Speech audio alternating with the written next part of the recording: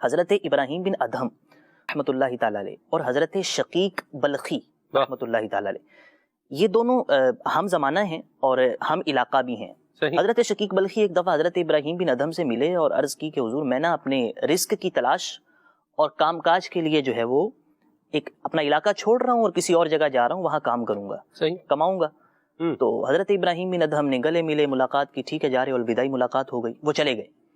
تقریباً ہفتہ گزرا تو وہ دوبارہ مسجد میں نظر آ گئے۔ تو حضرت ابراہیم بن ادہم رحمۃ اللہ تعالی نے پوچھا کہ شقیق تم یہاں کیسے؟ آپ تو جا رہے تھے اور چند مہینوں کے لیے چلے گئے تھے، تو دوبارہ یہاں پر ہو؟ تو انہوں نے اپنا واقعہ سنایا، کہا کہ حضور میں گیا، راستے میں کھلا میدان تھا تو میں قیام کے لیے ایک جگہ پر رکا، تو رکنے کے بعد میں نے دیکھا کہ وہاں ایک چڑیا تھی، اپاہج، معذور تھی، چل نہیں سکتی تھی۔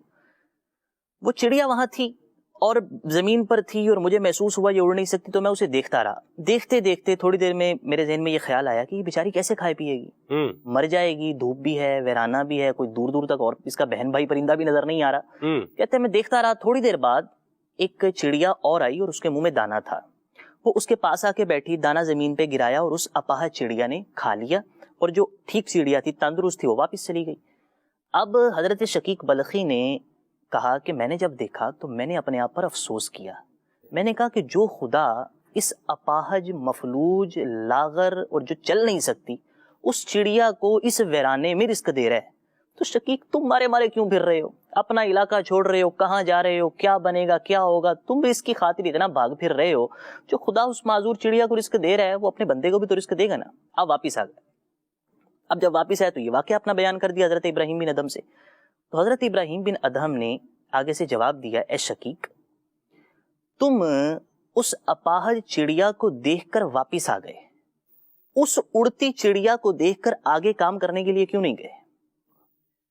دو زاویے ہیں یہاں پر، آپ اس اپاہج چڑیا کو دیکھ کر واپس آ گئے اور کام چھوڑ دیا، تم اس تندرست چڑیا کو دیکھ کر آگے کیوں نہیں گئے کہ میں خود بھی کماؤں، گھر والوں کو بھی کھلاؤں، خود بھی کماؤں، اللہ کی راہ میں بھی خیرات کروں، خود بھی کماؤں اور لوگوں پر خرچ کروں، معذوروں پر خرچ کروں، اپاہجوں کو اللہ کی نعمتیں دیتا رہوں۔ تو تم نے اس اپاہج چڑیا سے سبق سیکھ لیا، تمہاری آنکھ نے یہ کام کیوں نہیں کیا کہ تم اس تندرست چڑیا سے سبق سیکھتے اور آگے چلے جاتے؟